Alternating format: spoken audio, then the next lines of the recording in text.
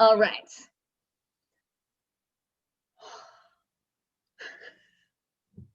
Hey everybody, I'm Elysia Buss, the host of Horsepower Empowerment Through Connection. And today I have the great privilege and honor of hanging out with my new friend, Nahshon Cook, located in Parker, Colorado. Nahshon has a remarkable viewpoint on the world in general and his interactions with horses, and I love hearing his philosophy. He is a high school trained dressage trainer, and he got to compete and coach in Thailand. He's been a clinician in Germany, and his students range from just basic trail riding people to Grand Prix dressage riders. And he loves to connect with horses that are inconvenient to other people, who've been kicked out of other horse programs, who are considered like physically or emotionally just kind of like struggling, right? They don't match up with people or other horses, and they come into his program and he's able to meet them where they're at and transform these beautiful horses and acknowledge them for the sentient beings that they are. Nahshon, thank you so much for being on the show today. Thank you for having me. You're very welcome. Oh my goodness gracious, my friend, where to even start? It was a good day today. It was a good day. I got to work with a cute little gray pony. Oh, who I am terribly in love with now. I now want a pony. That's adorable. How big is said pony? Oh, I think he's like 13 too. Oh my, what kind of pony is he? He was bred by the Amish. I'm not really sure, but he's just adorable. He is so precious. Like he's like, I want him to be my pony. That's so funny. And like ponies get such a bad rap, right? Oh, he's wonderful. Like today he learned pedestal work and how to jump a little vertical, and he came in and was just so anxious, and now he's really good. And my cats are playing with the door. This is my favorite little one of my favorite little cats, Eva. Hey, meow meow. And so he came in like super agitated and like really not in himself, and like in 2 days he's blossoming. So I'm really happy about that. That's wonderful. I just love it. And like, how do you integrate them into the herd? Like, how many horses do you have there now? So he's the one of my intensive. So right now I think I have 7 horses here. And I'll have another semi-permanent one. She's coming in for rehab from Arizona. Okay. So she'll be coming in on April 17th, and I just got one in from California about 10 days ago. Awesome. Tell us more about the intensive stuff that you're doing, that you're offering at your facility. Yeah. So, in like January, there were a bunch of people who reached out to see if I would go and travel and do clinics, and I'm just not ready to do that yet. Yeah. Honor where you're at. It's the best way to be. And so I had an open stall, and I figured that I would offer like 5-day intensives to folks, and we have people like 20 weeks are full from like April through September. Whoa, that's so awesome. It's great. And we have people coming from like California and Idaho and Texas and Oklahoma, all over the United States. And so I am super, super honored. And, you know, I mean, and it ranges from like endurance riders to like, you know, eventers to people who have pets to rehab cases. And like I spoke to somebody in Canada, osteopathic therapist, and she was like, you should open some space up for therapists. And so like we're gonna do 2 weeks in October and 2 weeks in November. That's awesome. for people to come if they would want to. But it's just about like there is no real program that I have. Like it's more there isn't like, and it's more calming horses down and getting them in their minds by focusing on proprioception, by teaching them that the training process with me is with them learning how to focus on where their feet are. And with that, we get like a lot of really good emotional self-regulation, and a lot of like way below the threshold work. And like if we get there, then we have a place to go back to as a point of reference to where they're calm. And so start to get riders and our horses emotionally balanced, which helps riders become emotionally balanced. And so and in whatever they're working on. So I'm really excited to meet so many new people. That's awesome. No, I Yeah. love it. And you and I had spoken prior. We had an amazing conversation. I That don't was even know. beautiful. Like hours on Yeah. the phone. It was phenomenal. And you talked to me about a woman that you had as a student, and her horse was really struggling. You were she potentially was going to have to put it down. And all you had to do was like move her elbows. Yeah. Remember And that so one? it was, and so Talk about that story. yeah, she was, and so the horse has a diagnosis of arthritis in his lumbar spine. And usually when there's issues, I have found like there's this magic triangle, like the lumbar spine, the sacroiliac joint, and the stifle. And so and for this particular case, it was the stifle that seems to have kind of triggered the lumbar spine issue, but he couldn't lift his belly button because his hind legs couldn't go up into her body because her elbows were too close to her ribs. And when we ride with our arms too close to our body, it prevents our ribs from absorbing the shock of the horse's hind leg into our body. And so like we relaxed him and he lifted up his back and he came super round. Consequently, it was good that we figured out the issue with around the riding part, but we totally backed up and we have rehabbed him basically doing just the pedestal work, because it's able to chiropractically align him, and it's able to kind of get him in the parasympathetic state, because as he starts to relax and lift up in the thoracic sling, the head lowers, and so he starts to get into that kind of like rest and eat and really feel good place. And so he's good, and we have really good mobility in the spine. There doesn't seem to be any pain. The lateral movements, the lateral bend in his back is fantastic. And I'm thinking that we'll probably be able to ride him again. Oh, that's so beautiful. I love Yeah. stories like that. Could you tell us more about pedestal work? Because I feel like a lot of people out there probably have no idea what you're talking about. Yeah, so pedestal work is the pedestal is generally what they train. Its origins, as I understand it, are in the circus. And it's that little round thing that like the elephants or the tigers or the dogs or the horses or basically any mammal in the circus will stand on when they're waiting for the next communication from their trainer in the middle of the middle of the circle. I started pedestal work just as something to kind of engage my horses' minds in a different way. Yeah. But then I began to see how stabilizing muscles that would take like 6 months to do otherwise were taking like 5 or 6 weeks to build. Wow. And how like we were able to start conditioning the nervous system, and we were able to really get them in a place of really good self-regulation and stretching out across the top line, especially for upper level dressage horses. A lot of them are really tight and their trapezius muscles right along the thoracic spine, and so being able to really get them lifted and soft and really nice and open. Cool.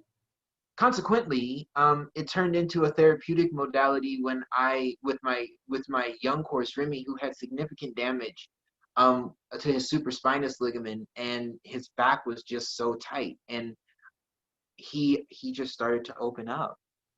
and his whole affect changed, and he wasn't having panic attacks going into the arena because he came from a pretty nasty situation. Mm. Um, and you know, he came back, and so consequently, um, I've used it as a therapeutic modality to help them understand correct posture. It's really good at unlocking the fascia, which then releases muscle, so we can create new muscle memory, so that then the spine, the skeletal structure is held into correct alignment.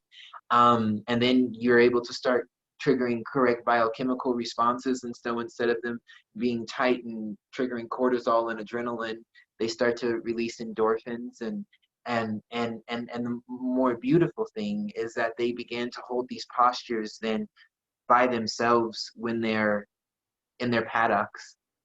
Yeah. And so it's really cool to see the development of muscle, and how just finding a non-invasive way that they really have control of. They can say, like, I've had enough, I would like to take a break, I want to do it again, X, Y, and Z. Like that, it's really changed their gaits, right? Like we've been able to develop gaits that weren't there, and we've been able to kind of make a progression. And so like now, along with pedestal work, I've like incorporated like the Surefoot kind of internal rebalancing system that Wendy Murdoch came up with.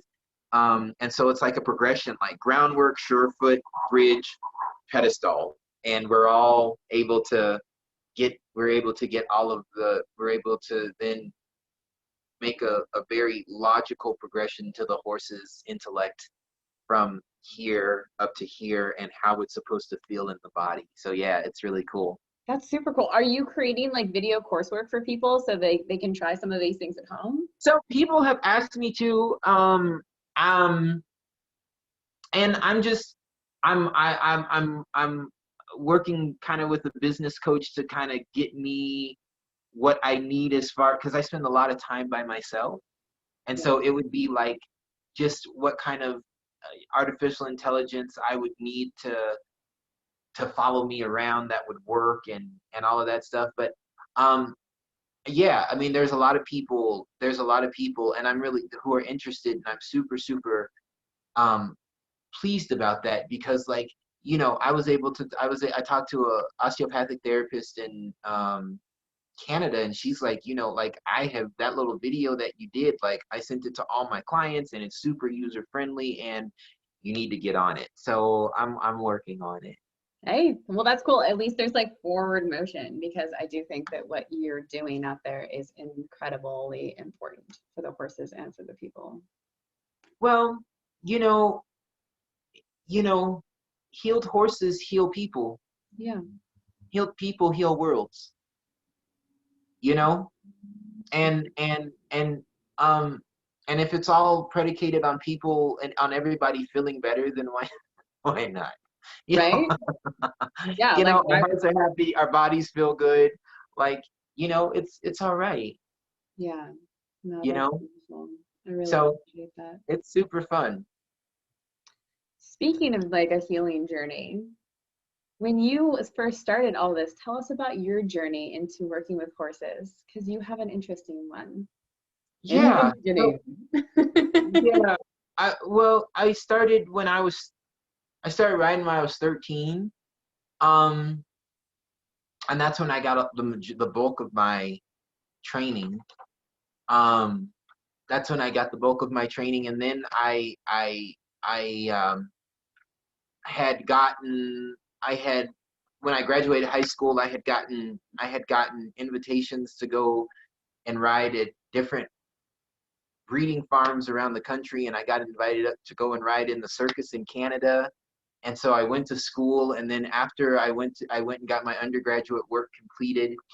I had gotten a scholarship from my graduate, and then I was planning on postgraduate work, but I didn't like it, and so I went to travel, um, and I ended up in Thailand, where I was in charge of the training of sport horses there. it's jumping and dressage, and a lot of, and it was at a place that a lot of trainers starting out had gone through, and like a lot of the native trainers in Thailand are from the military. And so they would have their military, they'd be in the cavalry, and then they would have side jobs as trainers at these different studs, and so, or at these different sport horse farms. And so like the one I was at was kind of passed through by a whole lot of people there stepping up to their career, and it was just my cup of tea. It was all these weird and broken horses and ponies, and and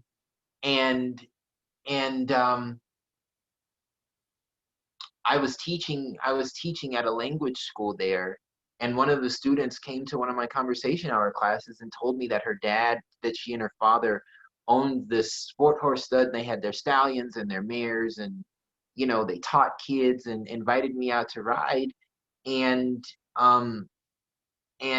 I went, and they brought some of their horses out, and then I had to go to work, and they invited me back the next day, and they offered me a job. That's so cool. And then I did that during the day for about 3 months, and then at night I would go and teach, and then at the school, and then we had this awesome flood. We had this awesome flood in Thailand, and it flooded basically the whole country. And they asked me to, and I was like, well, I can't teach now, and I can go full time. And I think the year and a half that I worked with them, we had a pony that wasn't really rideable, and he won the national championship for jumping. That's so cool. And then I came back here and got Nova, who taught me how to start helping heal horses as a modality. Yeah. And so where I'm at now is kind of trying to find a way. Well, I have created a way, but sharing a way that like therapy and rehab and training, like they all have the same principles in keeping the horses healthy. Nice. I love that. And so, yeah, that's kind of what my work is now. No, that's fantastic. Yeah. It's such an important thing to get to offer the world, like, honestly. Well, I'm grateful. I'm grateful. And I really like listening to those horses' stories. Yeah. They've all got one, just like people. All the horses have a story. They do. And they tell you when their hearts started to fall out of love with being with people. Yeah. And I mean, and it's when they stopped hearing each other, just like when every relationship falls to shit, people just stop. Stop listening. They're like, oh, you're not listening to me anymore. Yeah, I don't really feel like talking to you or being around you. That's right. Like, and I think that, like, and I think that like where I'm able to really help these friends is kind of that empathetic listening part, because when they get to a space, they really let you know that they don't understand. And so like, I try to put myself in the situation where I'm like, if I were a horse and the horse was asking me a question, like, would I be understanding the steps? Yeah. Right? And like, would I be understanding the steps to execute this person's question? And more often than not, it's just creating more rungs on the ladder, smaller steps, Yeah. And then the beautiful proper gradient. Yeah, I mean, and then the thing is that once you start doing smaller steps, then they offer the right one. Yeah. Because they trust you, because you reward the try, they trust you with it, and they're like, oh, this is what you want, and then it's just like a lotus flower coming down from the sky, right in your hand. That's beautiful. Yeah, take like ego and expectation out of it and just be present with the being. Yeah, ego is not an interesting place to be. It's not a fun thing to feel like you have to be right for somebody else to be wrong. Yeah. It's not a, it's and it's definitely it can be useful in spaces, but insecurity is not a really healthy friend. Yeah. I mean, and our insecurity um is really it diagnoses where the limits of our understanding are. God, isn't that the truth? I mean, Yeah. and so being able to sit with that space and even as a teacher and as a helper of things to remain teachable is super important. I could you not know agree more. you know Yeah. it's wonderful. Yeah. And I talked to Warwick Schiller just a couple days ago, and he mentioned you and how amazing he felt that you are and how much wisdom you have, especially for a person who's so young on their journey. And he just has incredible respect. And he says something that's interesting to me, which is that to only ask horses things that they can say yes to. And yeah. And so, like, either they have the knowledge or you're setting them up for success and they're emotionally available to figure it out to say Right. yes. It's just so important to create that space. And unfortunately, I feel like a lot of people are like, oh, my horse is being bad. And I'd like to dispel that whole concept, right? Because it's not so much that a horse is being bad, it's usually that a horse is confused, or you're asking something that it doesn't have the emotional availability for. Like, we have situations where we don't have enough bandwidth on some days too to process information. We're just like, I'm done. I cannot assimilate anything more today. And if you push on me, I'm going to be reactive because my body is done. So why would we think that horses wouldn't be any different? Well, at first I think Warwick is a wizard. I think that he is a magic man. I think how he's able to help the horse's mind be accessible to so many, and how that turns into people having then to reflect on how the space that they're asking a horse out of is a gift in itself, because it really then lets us know that none of the problems that we're having with horses are the horse's problem, period. Off of that note, horses are like toddlers. Toddlers don't purposely piss you off. If they're upset, it's because they're letting you know something is wrong. And it's our job to figure it out and fix it.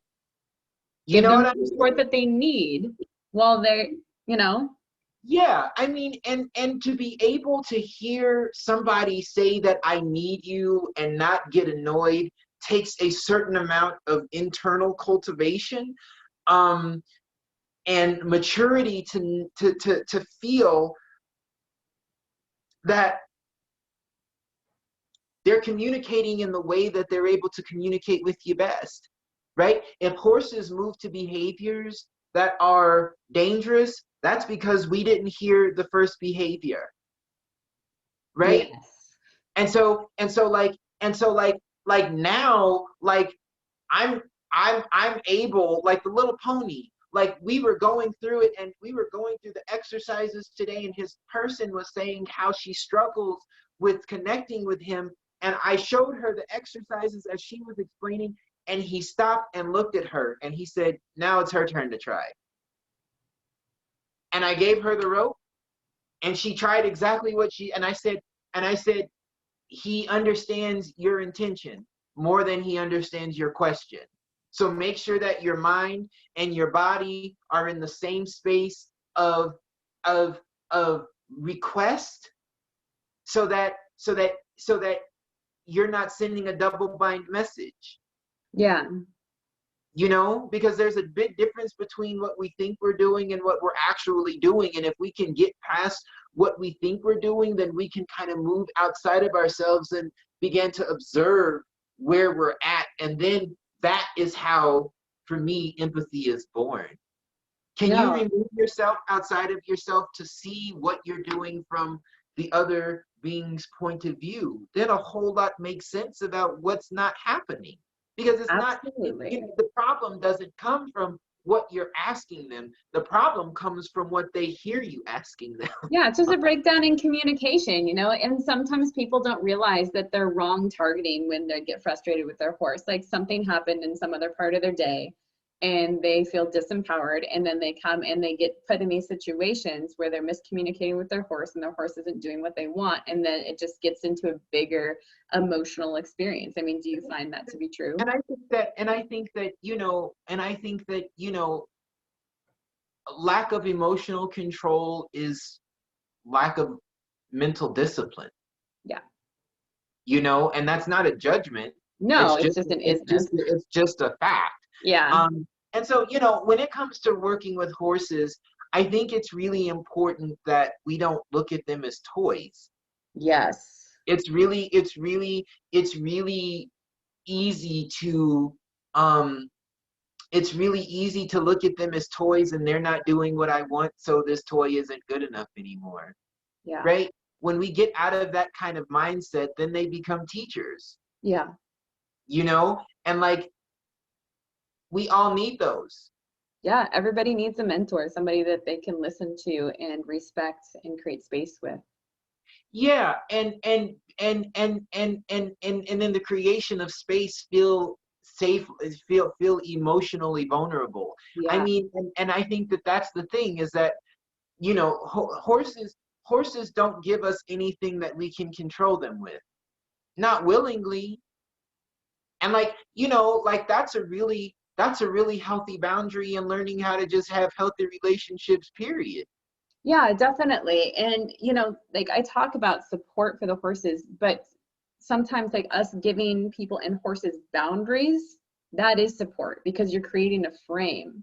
Oh, boundaries are love. Yeah. And I mean, like sometimes it feels awkward or it's hard, but giving people boundaries so they understand where the edges are that they can work within and be respectful and safe, you know? Yeah, and I think that going back to what Warwick said, setting the horses up to where they only say yes, that means that you have laid the groundwork to where they know you will not ask them to do anything you haven't prepared them for. Exactly. You You have know, safety and and that's the thing, is that, you know, a lot of people just don't understand the steps. yeah. And they don't understand the steps between the steps. And it And like, doesn't make them bad people. It doesn't make them bad people at all. It just means that like we don't know what we don't know. And that's why we look for masters. yeah, their understanding is incomplete. Yeah. And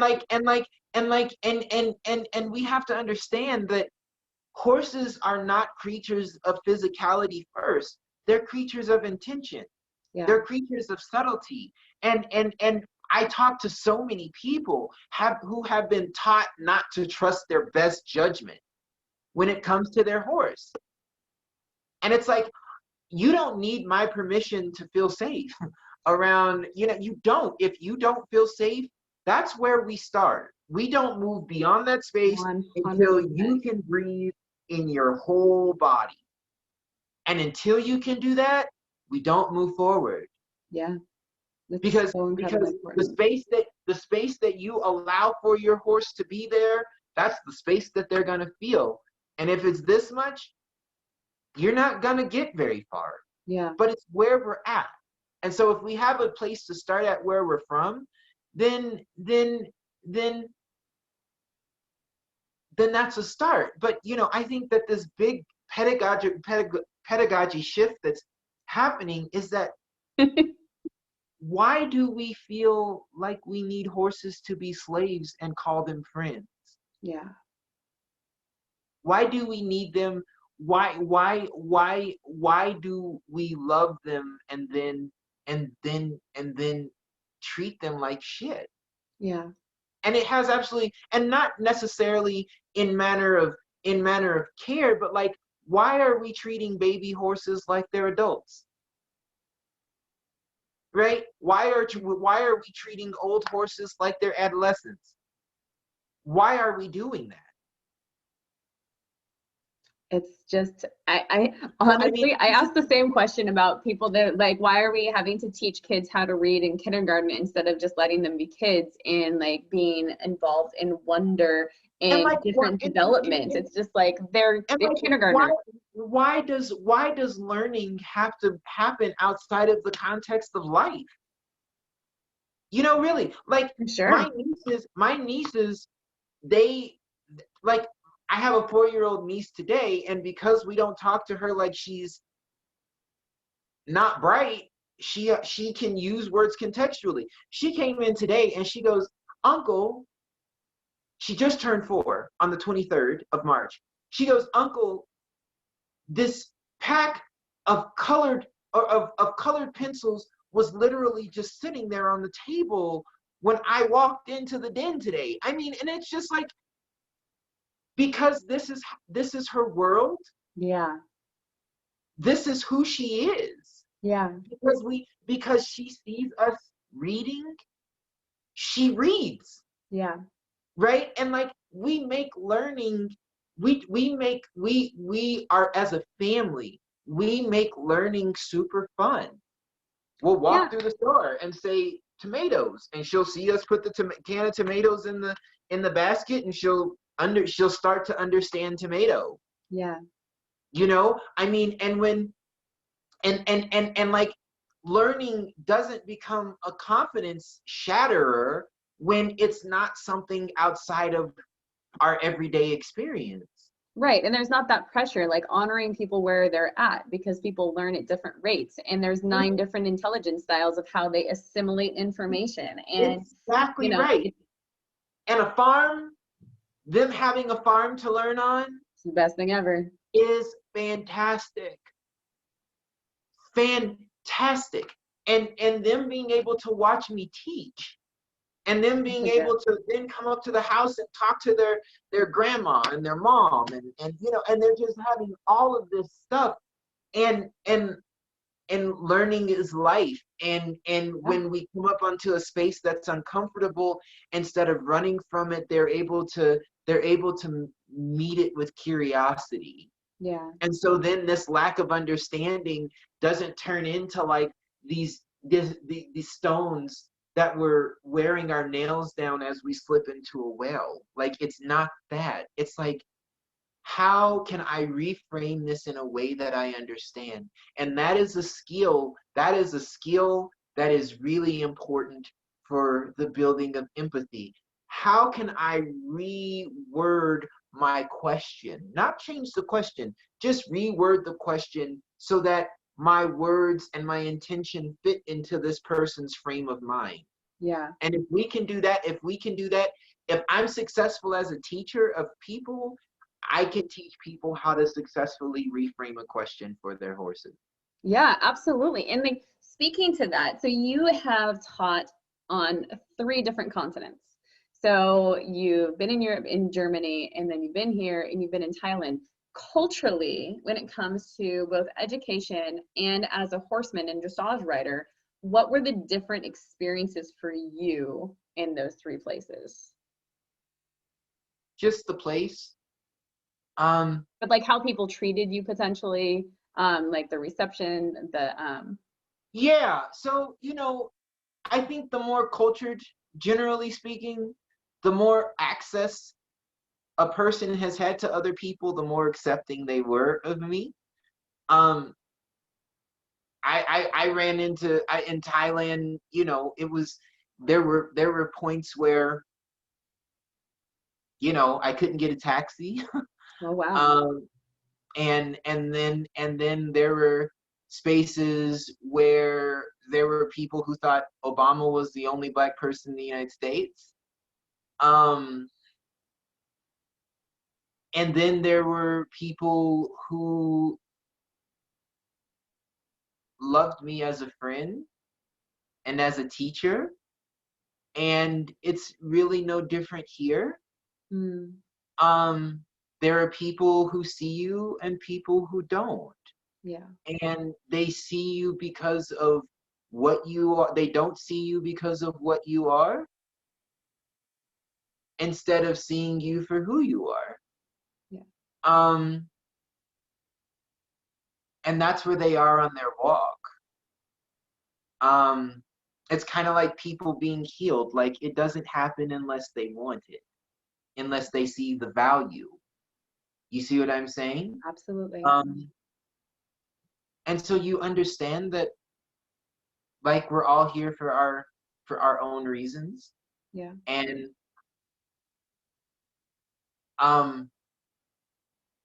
you just wish them as much grace as they can handle and keep rolling. Yeah.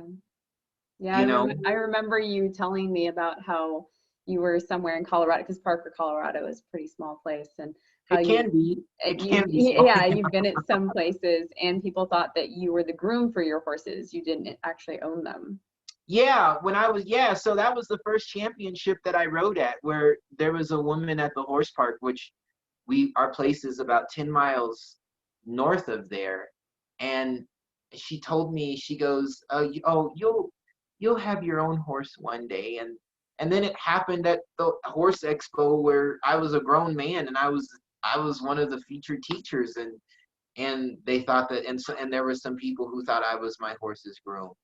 And then there are people who ask me if I own my own farm, because it blows their mind that I have my space with the facilities that I have and a need for my work, and but it's good to shake shit up every once in a while. Yeah. And like I said, I think that there's just a really important redefining that, trainers not seeing clients as disposable, Yeah. clients not seeing trainers as disposable, Yeah. clients and trainers not seeing horses as disposable, and horses not needing to be the brunt of our undealt with suffering. Yeah. You know, I do. I think that I think that I think that I think that we come into entire universes within ourselves that have yet to be explored when we stop looking at them as things to please us. Yeah.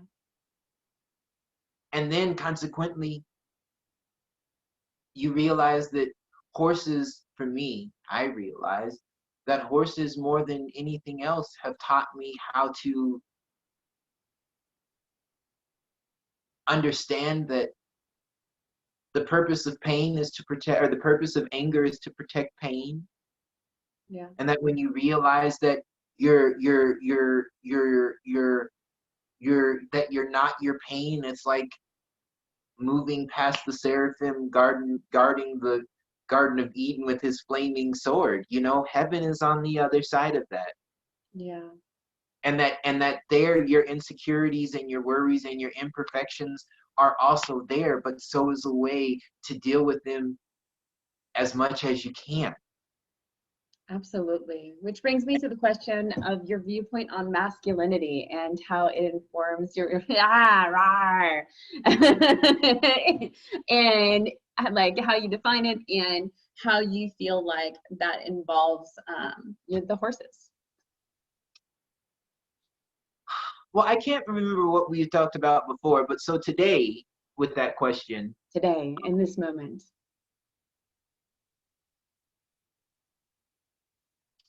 I think the basic context of being a human being is care. I think that the basic context of being a person is protection. I think that human beings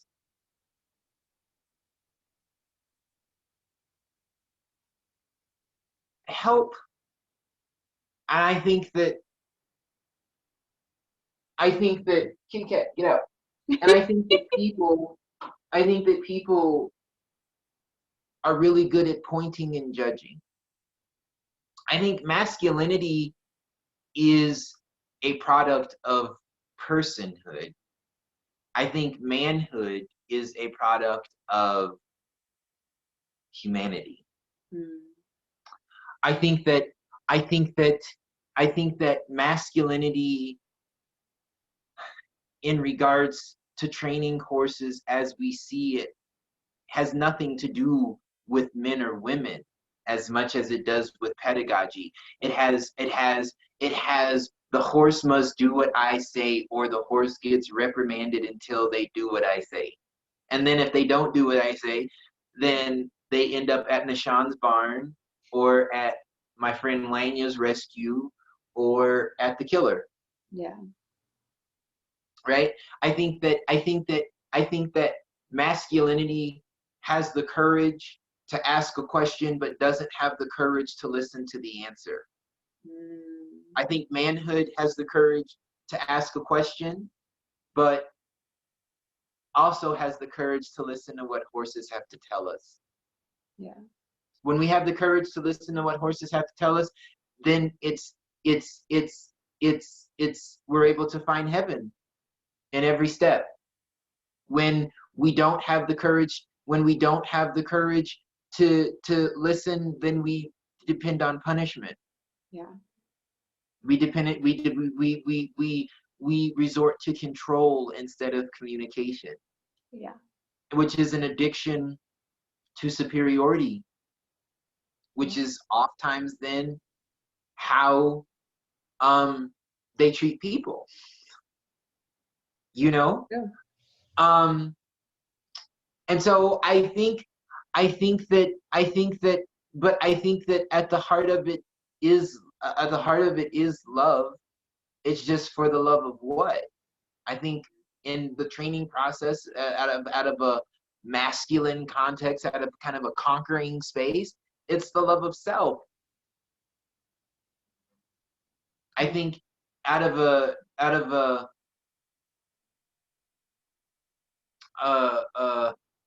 human space, it's the love of everything.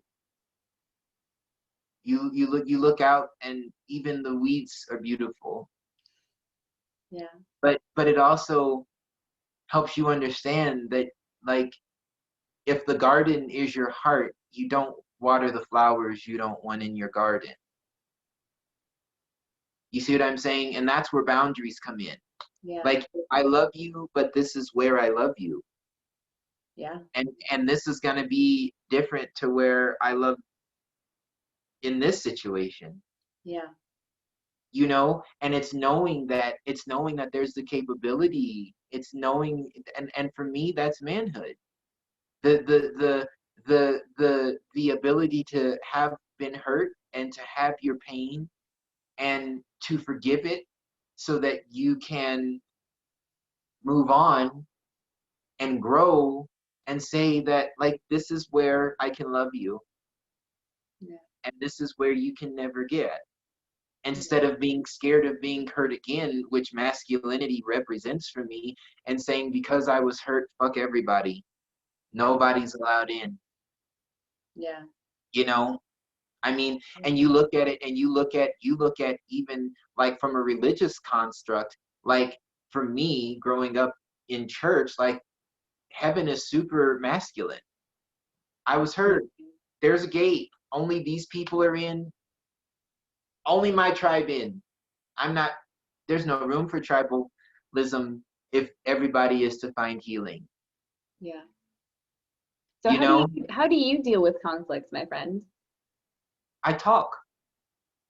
I talk as much as I can. And if I am angry, I ask if we can talk later. And if we can't, and there's no inability for resolution to be met, then it's no longer a healthy situation for me to be a part of, and I politely excuse myself. It takes a lot of strength, and I commend you in the ability to hold those Well, boundaries and articulate your needs, because it's my how stepdad, it's how I try to operate, but it's not always easy. it's not easy at all, but it's simple. It is And simple. and the thing is that you know, manhood says me first. Masculinity says me only. Mm, If I'm working out of, and manhood and womanhood are, you know, synonymous things, and you yeah. know, love is not a gendered thing.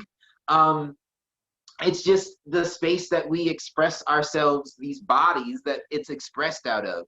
And because we're, you know, energy is an unlimited thing and language is so finite, we have to work within the prison of these symbols sometimes. Right. And so, you know, and so, like I was saying, like manhood, womanhood, that's humanhood. Masculinity, that's not for me. But masculinity says me only. And me only has a really hard time considering anybody else, and everybody else generally has to be wrong. Yeah. And like, and Which like, brings us to your shirt. huh? Which brings us to your shirt. This shirt is awesome. Equal is greater than divided, Yes. right? So we have masculinity here, we have manhood and humanity here, and this is my religion. So for those of you watching or listening later who can't see, it's an equal sign, a greater than sign, and then a divide by sign. Just Yeah, for the visual for what his shirt says. yeah. And so you know, and so yeah, and so like, me first is greater than me only. And if I'm working out of a me first kind of a situation, that means that the love that I give to people, I have to first allow myself to have. What, you have to love yourself? That's crazy. Right? What are you talking about, Nahshon? I mean, like, I don't know. Hold on. Self-worth, that's like a thing people are supposed to focus on? I don't know. I don't know. Well, you know, the thing is that so many people have taught that consideration of themselves is selfish.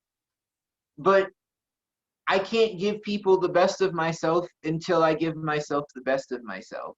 And until I allow myself to be loved out of the best that someone who loves themselves first can love me out of. It's this beautiful cycle of circular reasoning that works because it works. And it can either work well or not so well. Absolutely. And learning, taking the time to learn who you are underneath all Yes. the static and distortion and trauma and different things that you've experienced in life. That's why doing interpersonal work, be it like with a counselor or a coach, or just taking your own journey so that you can show up and love all of yourself so that you can then provide that love for another person from a healthy place. Yeah. And so that goes back to the beginning where, you know, healed horses heal hurt people, and healed people heal hurt worlds. But you have to understand that it was a healed person that healed the hurt horse, that healed the hurt person, that healed the hurt world. You see what I'm saying? And it's an Like, interesting process. somebody had to take the risk of seeing, you know. Yeah. And the extent to which our heart is open determines the extent to which we're able to see, Yeah. you Absolutely. know. And it's interesting in the industry too, because we talk so much about the wounded healer, and the wounded healers are typically the ones that show up that are wanting to help heal others.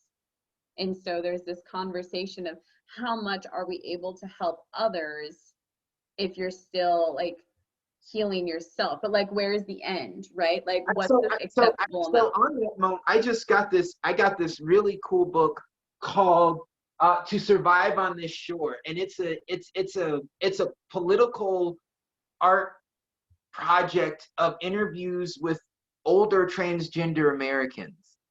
Interesting. And there's one hold on just a second. I was I was reading, I was reading, um,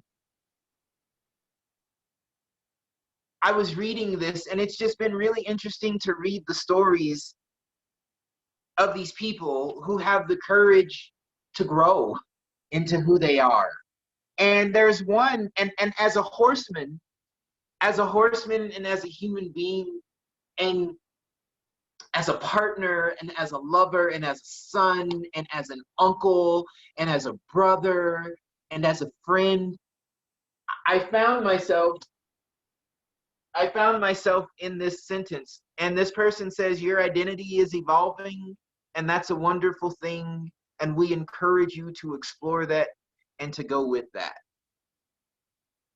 And like, and like, and like when we begin to understand, when we begin to move beyond the tribalism of masculinity and femininity, and then we begin and we grow, we evolve out of that space into manhood and womanhood, and we grow and evolve, and we come to humanity, and then we grow and evolve, and we come to just sentience. We understand that places are places because they have their own sentience too. And everything, everything is evolving and on its journey, and is being encouraged to go with that and to grow into that space by the quality of love that it's allowed to bloom out of. And like, it heals the earth, and it heals human hearts, and it heals horses' hearts, and it heals our hands. And it heals our hands so that our hands become vessels to heal with. And then we see that we see those spaces within ourselves where we see those spaces within ourselves that help, that we don't find, those hurt spaces that we don't find until we have the courage to help somebody else. And we realize that, man, the roots of this shit go pretty fucking deep. It goes deep. It goes deep. It goes deep. And the reason it goes so deep is because it was encouraged to go deep. Yeah. It was encouraged to go deep. The weeds come back because the root systems are deep. Yeah. The water got down that far. And it's like, wow. So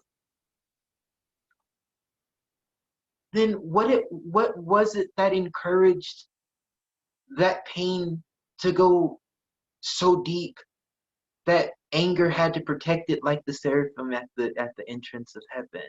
Yeah. With the flaming sword?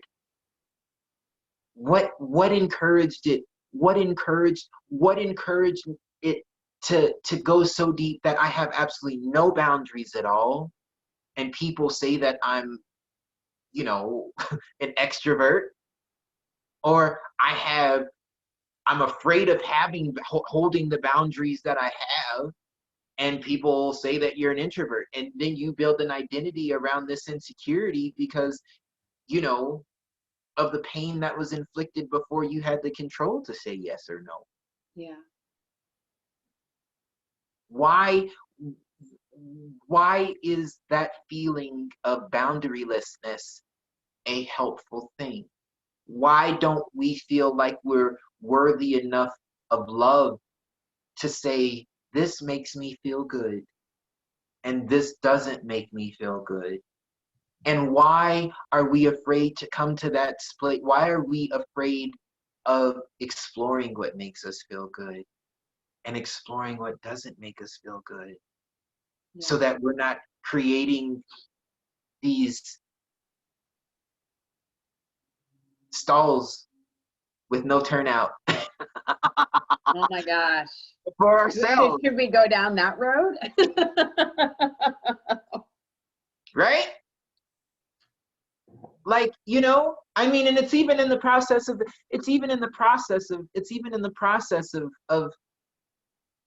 I mean, and with the recognition that's coming with the work, how care for myself is keeping healthy relationships with my friends. Yeah.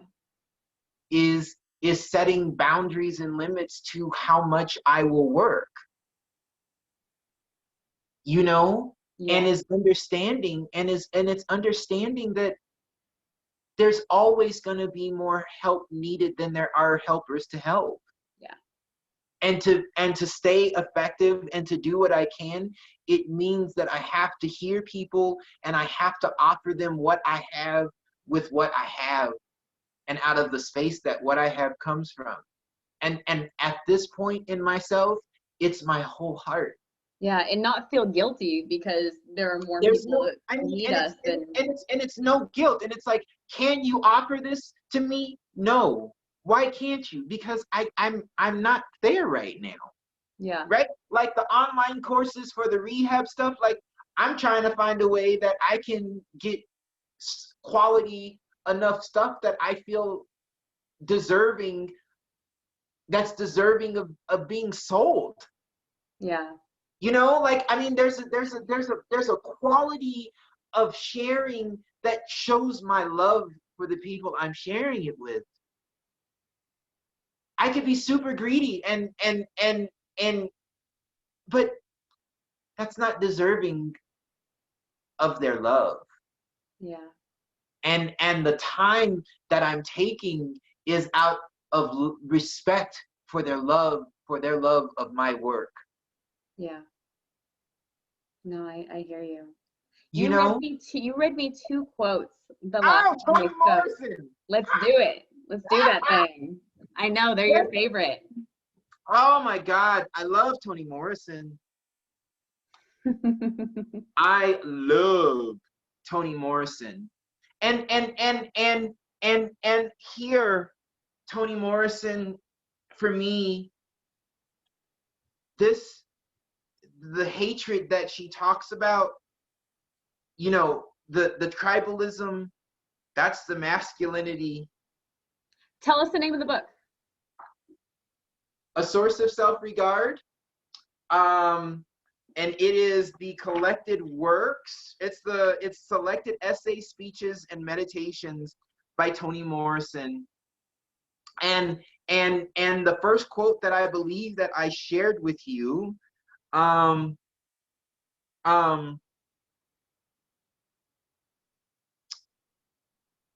the first quote that I shared with you, it says, the function of the 20th century, and could be 21st century now, education must be to produce humane human beings, to refuse to continue to produce generation after generation of people trained to make expedient decisions rather than humane ones.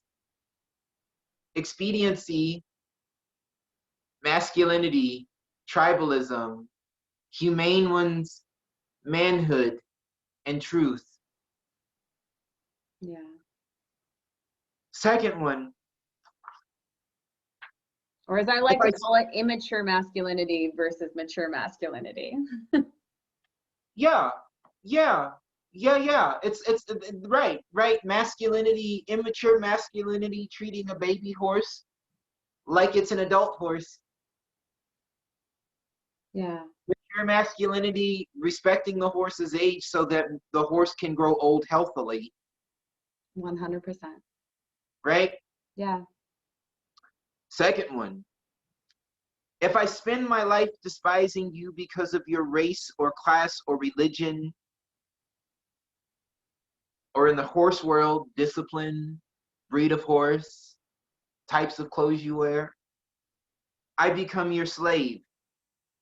If you spend yours hating me for similar reasons, it is because you are my slave. I own your energy, your fear, your intellect.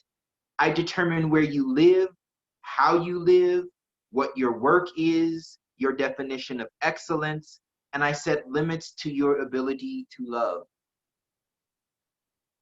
I will have shaped your life. That is the gift of your hatred. You are mine. Well, now, you may be asking yourself, what is all this?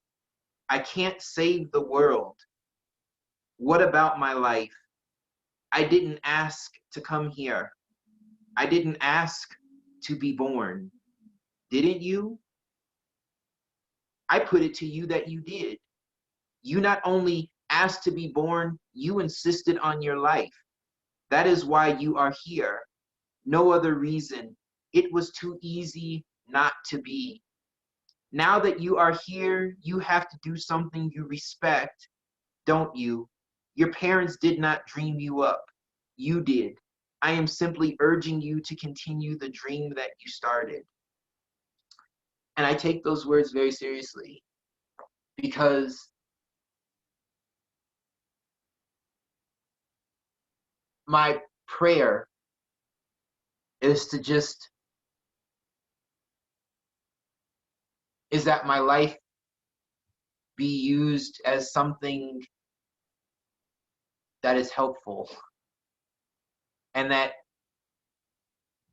it's helpful to as many people who need my help. And the fact that I am a first generation horseman, and the fact that I am a Black first generation horseman, and the fact that I'm from the inner city of Denver, and the fact that my neighbors, they have so much more land than me, but like our parcel of land could fit the whole block I grew up on. And the fact that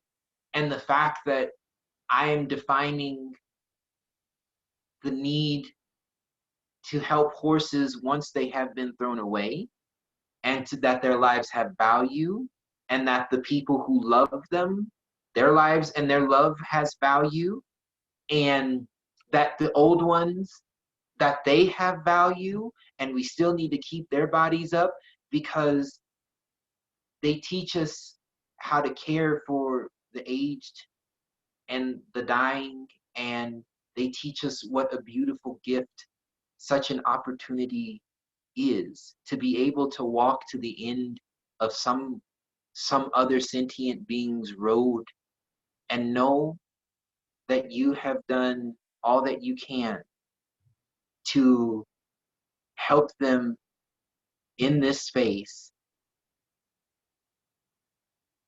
That's where my work has value now, is in keeping the vehicle well cared for while the driver's still in it, and letting the driver know that I see them, Yeah. and that I hear them, and that I love them as much as they allow me to love them, and that I receive their love as much as they're allowed to love me in return. And it's understanding that sometimes they want to say yes, but all they know how to say is no. And then you begin to listen to how they learn to know that no is the only valuable answer to answer my question with. And you begin to understand that it's just anger protecting, pain protecting, being afraid of not being able to give the right answer. Yeah. And I think that if there's anything, it would just be like empathy. Empathy will change the world. Yeah. And it's something that you don't have to be reborn eons upon eons upon eons to practice and see.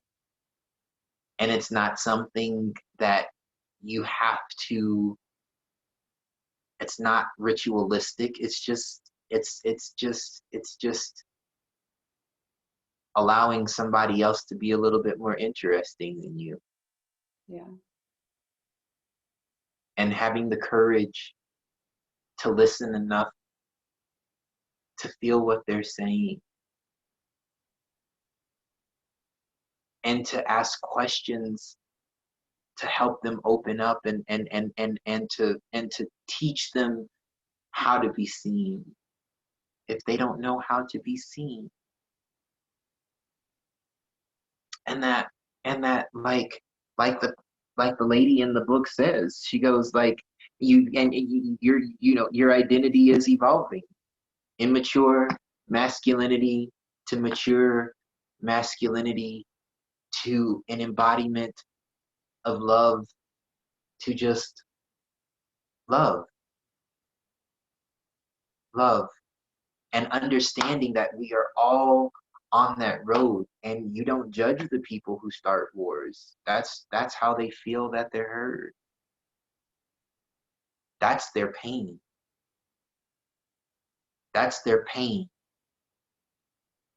These training techniques with horses, that's those people's pain. You know, these teachers belittling their students, that's the teacher's pain. The students belittling the teachers, that's all lack of healthy boundaries, which is a lack of understanding of love. Yeah. And that's the journey. And it's super simple, but it's very hard. Yeah. It's very hard because sometimes you find that your boundaries mean you walk by yourself for a little bit or a lot of bit. It's true. It's true. You know, and then there's the pain that walking in that space triggers, and it can go many different ways, and if we don't forgive that pain, we become bitter. And if we don't forgive that pain, we also sometimes become so giving that we forget to replenish ourselves. But if we forgive the pain, we sit with it and we hold it in our hands. And we also realize that this pain is an inheritance from the person who gave it to us, which means that it was an inheritance from the person who gave it to them. And that we can choose to stop that cycle of dysfunctional functionality by just holding the pain and seeing it and caring for it. And when we do that, then it turns into something beautiful. It turns in, because the thing is that it's gonna be shared one way or another. But Yeah. if we forgive it, if we understand the tears that we cry from that space as the language for which there are no words, and we let it heal our hearts, and we let those tears water the pain that we're holding in our hands,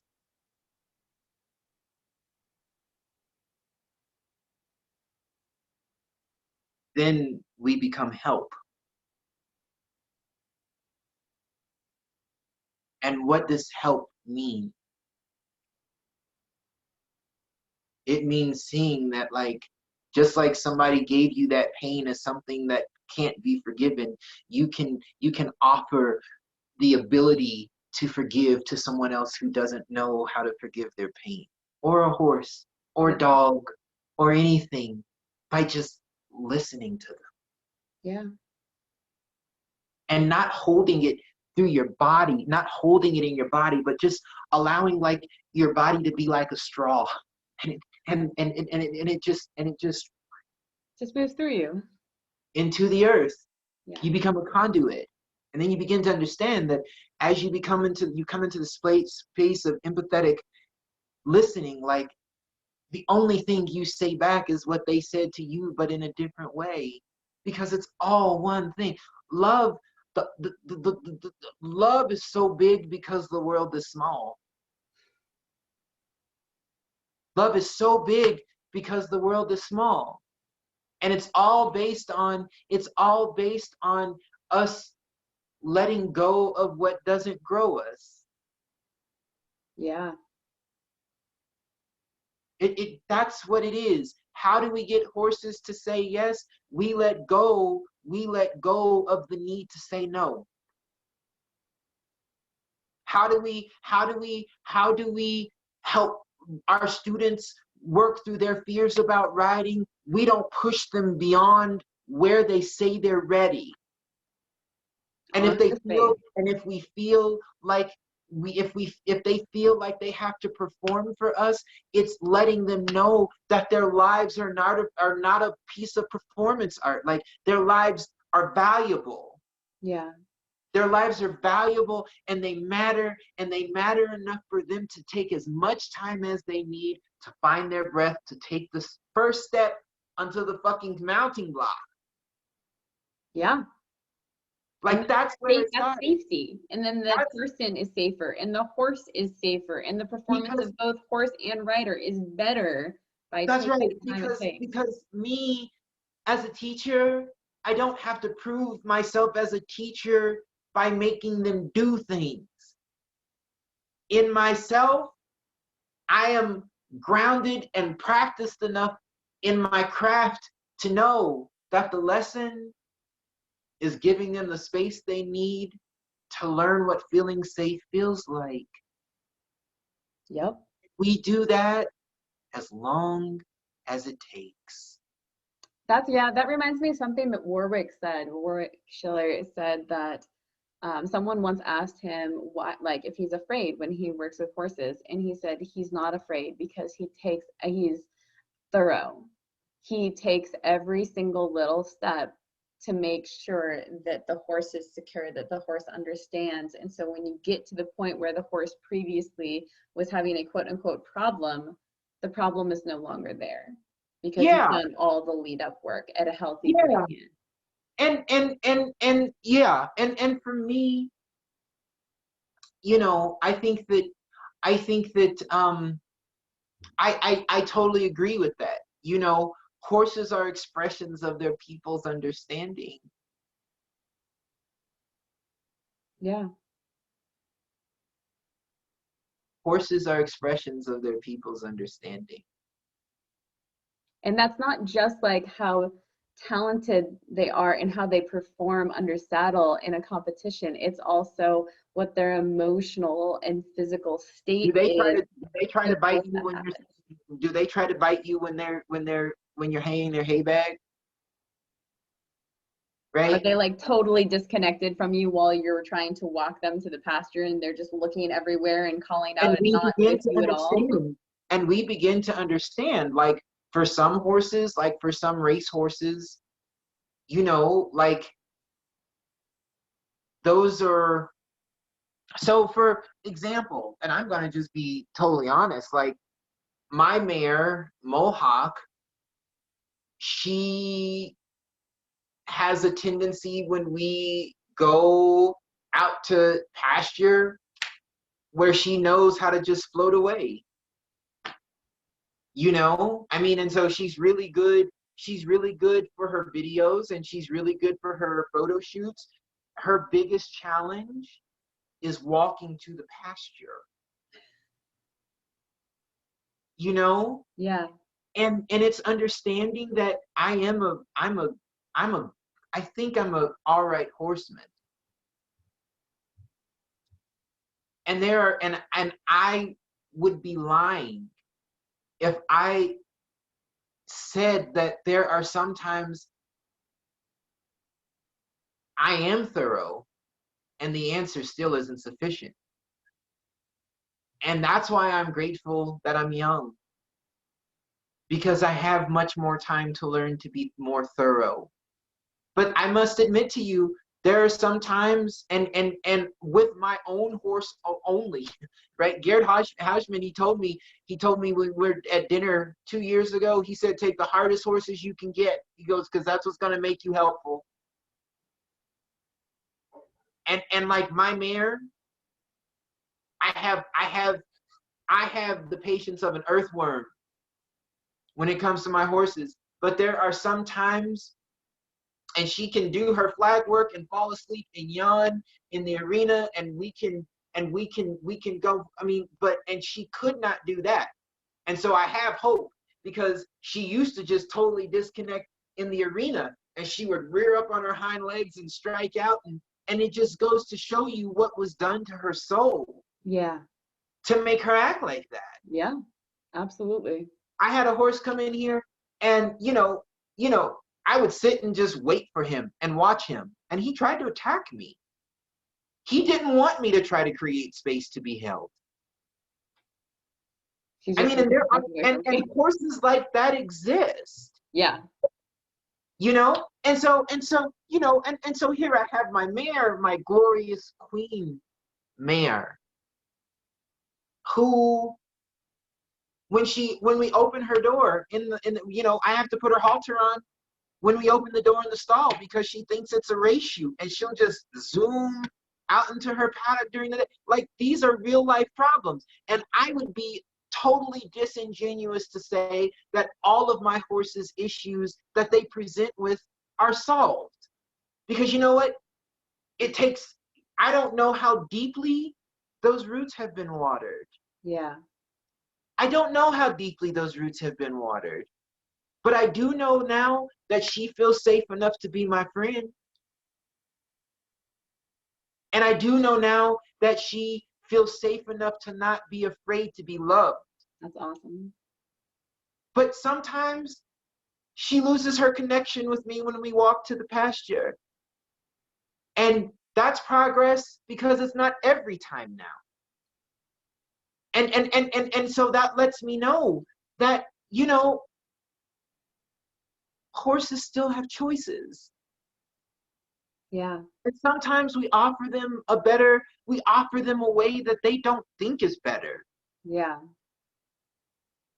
Because they're not robots. They're not robots. And just like, that is the most important thing. If anything, like, sometimes there is nothing wrong with people. Sometimes the horse's pain is that deep. Yeah. But that's when I would say, be very careful about the horses that you choose. Yeah, it's a really great point.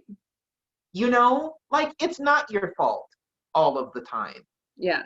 Sometimes you have that horse because the other person fucked up and couldn't fix it, and so they got rid of it. And thank God that there is a place for that horse to go. Absolutely. Like, this is real life.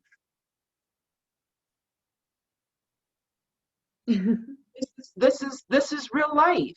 Yeah. And it's really important, if we want to be helpful, that we see what there is to be seen, and not act like the answer is going to come floating from the clouds on a chariot with horses wreathed in roses every time.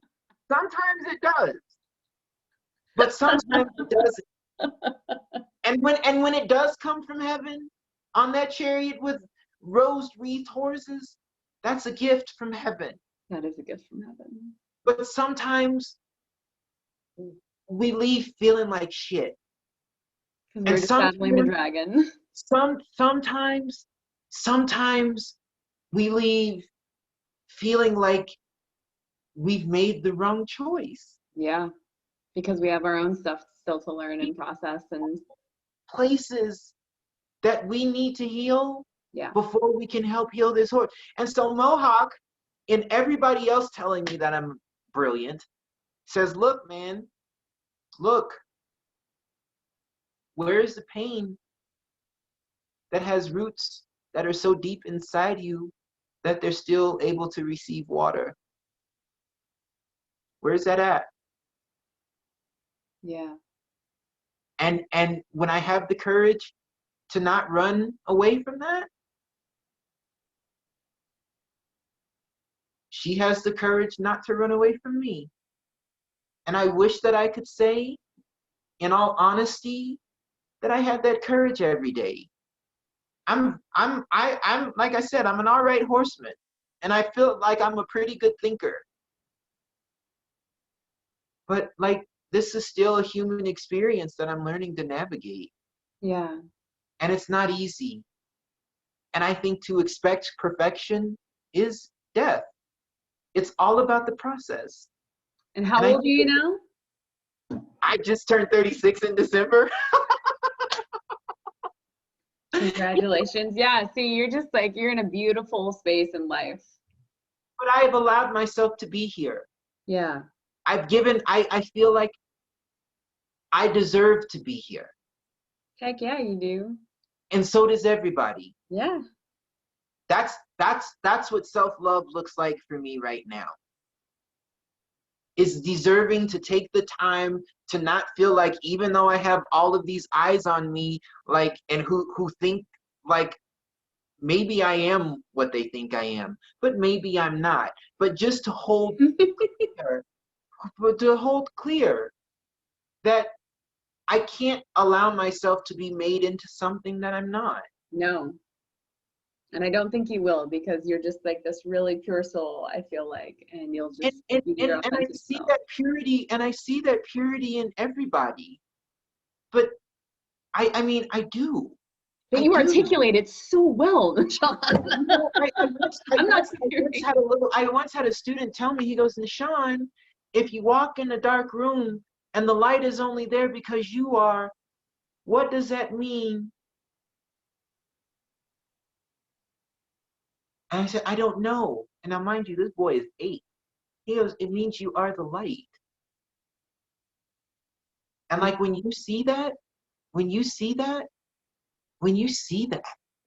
you see how possible everybody is.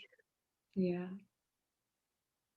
And like, to rest in that possibility, there's no holier place to be. There's no holier place to be than progress and process. And like this person, you're evolving, and that's a wonderful thing. And we encourage you to explore that and go with that. Don't be afraid of change. Mm. Don't be afraid of the answer that was the right answer yesterday being the right answer tomorrow. Yeah. Because you're not giving yourself permission to explore all of who you are. Yeah. And when you give yourself permission to do that, like, there's nothing that's good or bad. There's only things that have light and things that don't.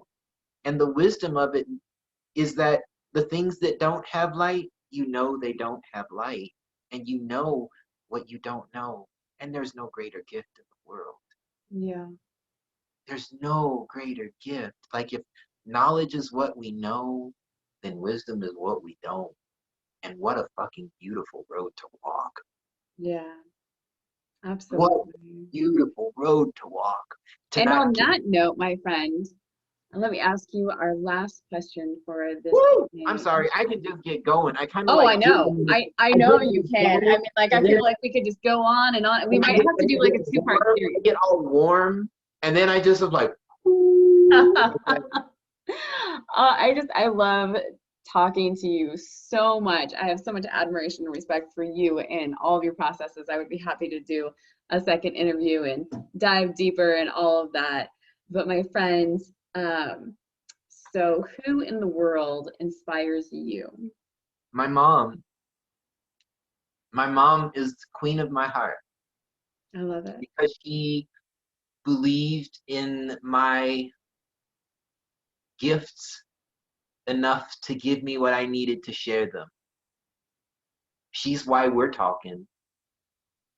Oh yeah, And an amazing I really thank her and am grateful to her for seeing me and for seeing all of us, but for seeing all of us in the ways in which we are, and not making my siblings or I feel like we were in competition with each other. And the gift that being good enough, no matter what that looked like, how that was it. Right? Yeah. Like, she taught me how to trust my heart. My heart taught me how to trust life. And that's what taught me how to listen and see. And I mean, she's a gem. She's a gem. And I really, I owe everything to her. Mm. I do. She must be a remarkable woman to have raised such a phenomenal son. She's my homie. She's my homie, and you know, and she doesn't understand me very much. She you know, but she is my mother, and she loves me. But she doesn't understand kind of my thought process and how I'm able to do this with the horses, and that's what I mean when I say she doesn't understand me. But she understands that I do have this ability and I do have this way, and that a lot of people are getting help from it, and a lot of horses are getting help from it. And it's cool to watch her heart expand into that space, because now she can see a horse and see what it needs. That's cool. And like, she's helped me create this space that's just safe for everything and everybody that comes into it to be what it is. But we all hold true that only horse shit is allowed here. I love it. Right? Yes. So it's all good. But yeah, I could go on about her for days too. But she yeah, she's my homie. That's She's my awesome. homie. She's my light. Well, Nahshon, thank you so much for everything you have shared this afternoon and everything that you do to make the world a better place for both people and for horses. And you too. Thank you very much, And, my friend. and thank you for having me. And I look forward to connecting again. Heck yeah, me too. It's going to be fun. It'll be great. All right, ladies and gentlemen, everybody out there, until next time, bye.